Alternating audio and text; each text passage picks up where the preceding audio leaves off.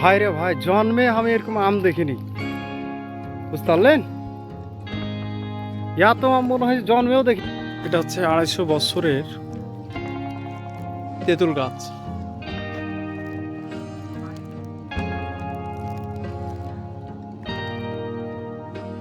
সুবহানাল্লাহ, তেঁতুলের গাছ আপনি চিন্তা করেছেন? দেখেন, আমি একটু জুম করে দেখাই কি অবস্থা। রহস্যময় তেঁতুলের গাছ, দেশীয় পদ্ধতিতে। কাকা, এটা আপনি বানাইছেন তাই না? বাহ, খুব চমৎকার জিনিস একটা। এটা কি হাঁস টাস রাখার জন্য নাকি? ও আচ্ছা আচ্ছা। এটা কিনতে গেলে কত টাকা লাগবে? আপনি একদিনে পারেন?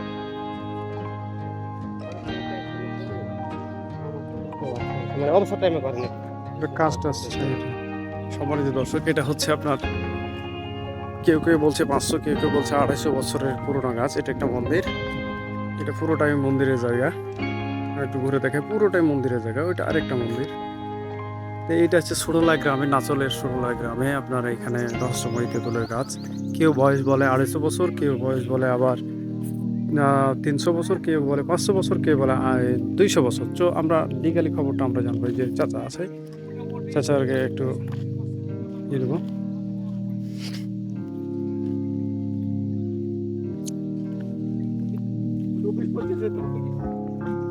কাকু, ভিডিও করছি। আচ্ছা, গাছটার বয়স কত হতে পারে আপনার আনুমানিক? তাও 500 বছর। আমরা তো শুনেছি যে এটা 250 বছরের গাছ, ওই জন্য আমরা দেখতে আসলাম এখানে। 500 বছরের উপরে। তো সম্মানিত ভিউয়ার্স, আপনারা দেখলেন, আমি সরাসরি এখানকার স্থানীয় যারা আছে তাদের কাছ থেকে জানলাম যে এটার বয়স হচ্ছে প্রায় 500 বছর। আরো শিকড় বিকড় ছিল বস্তার মতো। ও আচ্ছা আচ্ছা, অনেক কাটা হয়েছে। আচ্ছা আচ্ছা ছিল, আচ্ছা আচ্ছা আচ্ছা। অনেক ছিল সিট। মানে সব কেটে কেটে ছোট করা হয়ে গেছে।